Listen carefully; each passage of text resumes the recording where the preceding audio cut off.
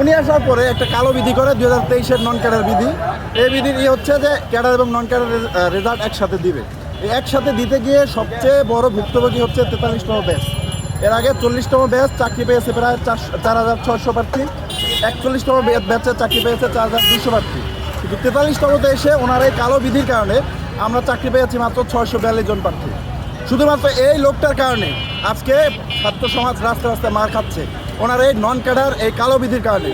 উনি স্বৈরাচারের দোসর, স্বৈরাচারের পারপাস সার্ভ করতো। ছাত্রদের হচ্ছে নিয়োগ বাণিজ্যের দিকে ওখানে যারা হচ্ছে প্রমোটি ছিল তাদের টাকা পয়সা খেয়ে ছাত্রদের যে ভবিষ্যৎ সেটা উনি নিজ হাতে নষ্ট করে গেছে।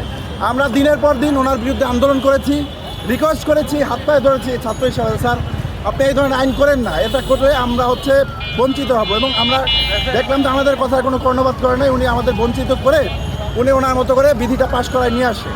ফলশ্রুতিতে ভাই এই 2 বছর যাবৎ আমরা রাস্তায় রাস্তায় ঘুরছি ওনার এই কালো বিধির কারণে।